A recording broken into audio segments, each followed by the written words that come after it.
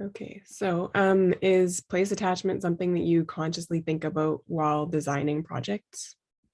Yes, it's the base from which a designer works. Understanding why a place is important to a person or a group of people is where you start to design a project. For example, when I worked with Rainy River First Nation designing their interpretive center, which is called Kainachiwanang Interpretive Center or Historical Center, the place where the center was located was the Manitou Mounds. And the Manitou Mounds are ancient burial mounds that this community and other communities in the region they consider themselves to be descended from they consider that the mounds to have their ancestors buried in these mounds.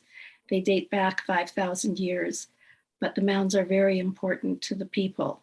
So when we worked on that project, we respected the mounds and we respected the history of the people in that place. And it was very much a part of how we approached the design was based on that emotional attachment, or as the statement is, place attachment to that place. And everything that came out of that design was focused around their attachment to that place. It was very, very important. Right. Does place attachment affect your design process, and how?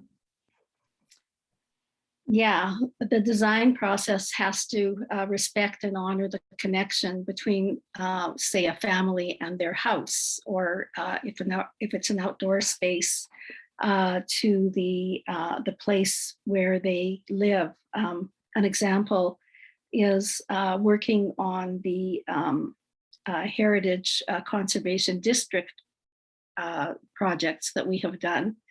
Our job was to make sure that all of the features and historic elements were respected and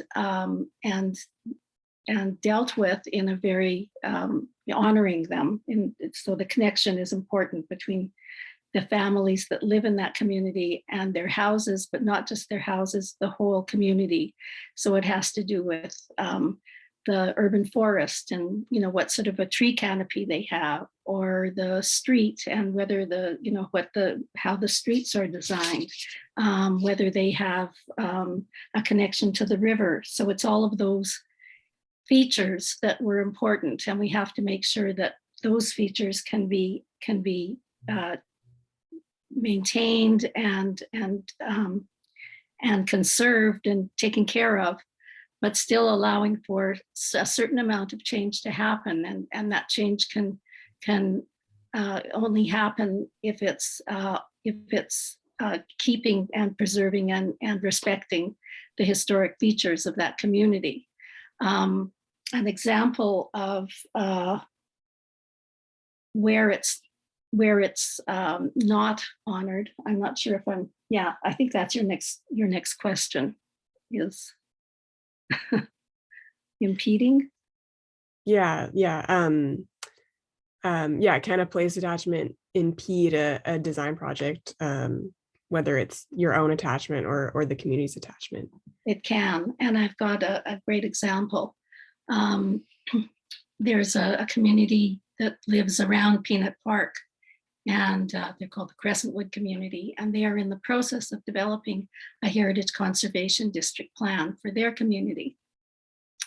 There was a house on Wellington Crescent within the community that was owned by Senator Everett and was a historic house. It was one of the earliest houses built in that neighborhood. It was a very elegant and beautiful house.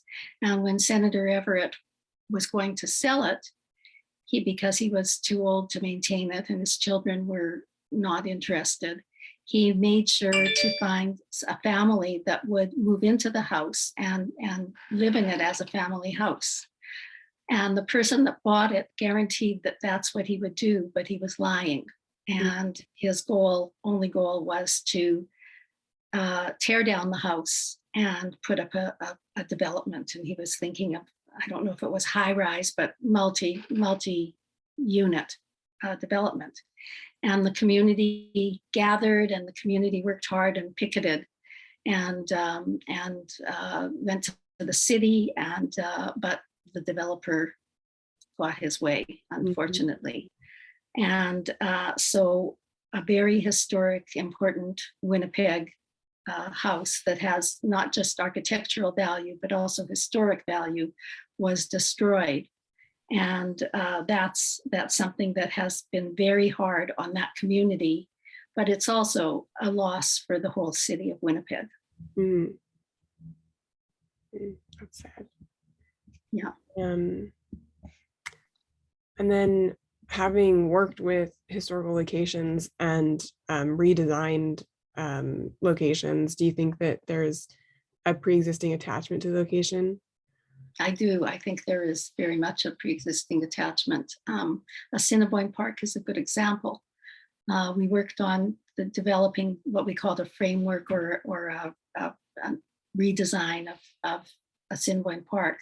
So the very first thing we did was we learned the entire history of the park, who the designer was, what the designer's goal was, who the people that he was designing for, what their goals were for the park.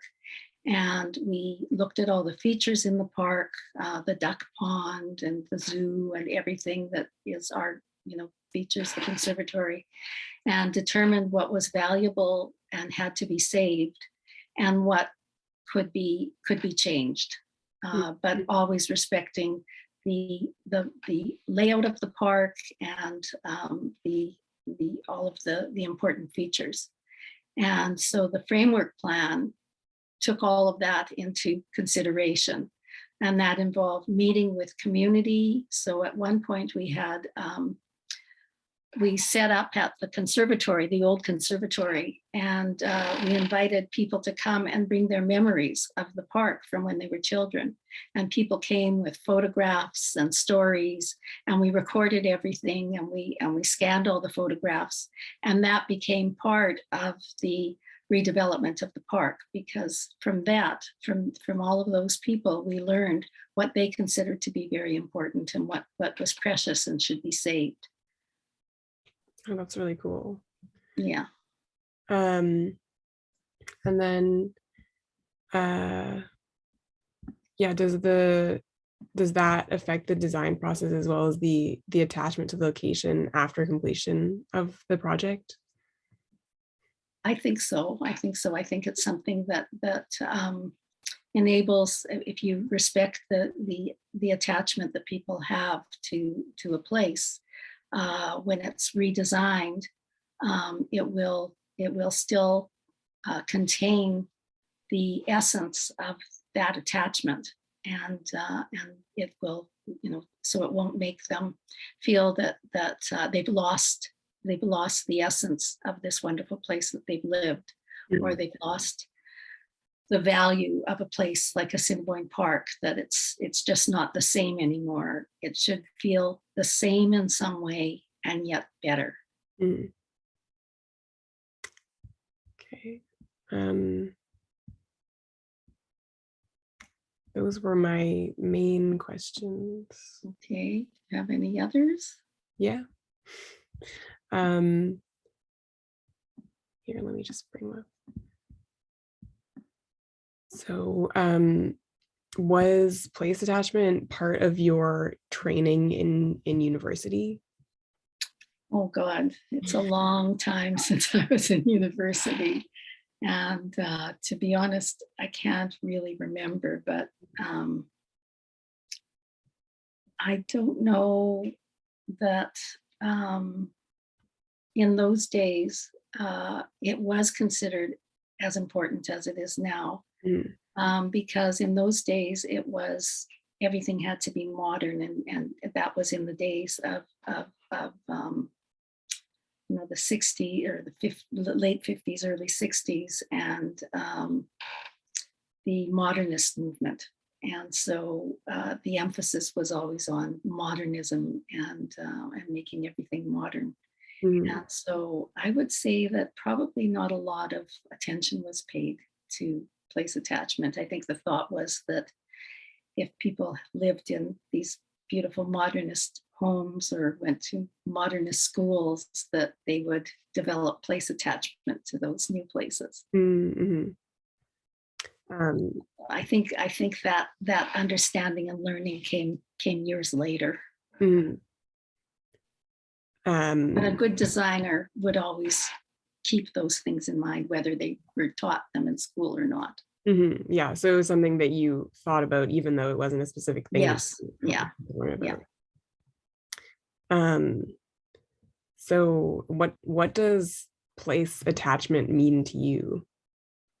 It means that the people or the person or people have an emotional bond with the place they're in. So it could be where they grew up and the feelings that they have, the memories that they have growing up.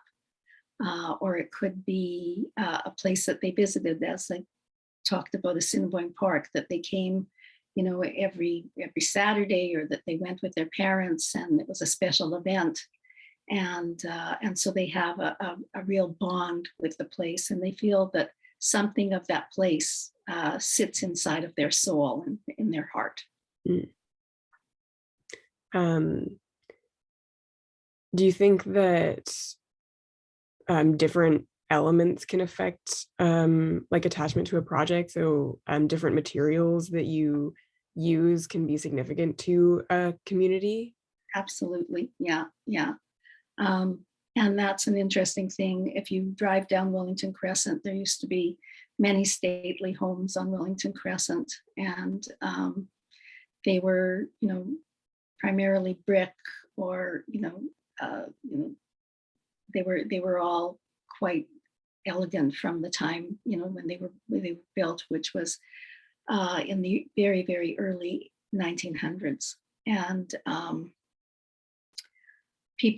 some people have attempted to build something equivalent to it, but they don't use the right materials and they look terrible. Mm, And then other people will put a real modernist home and use things like corrugated metal siding, or and that maybe those materials might be interesting materials, but there is a question of whether they're respecting the historic value of that particular part of the city.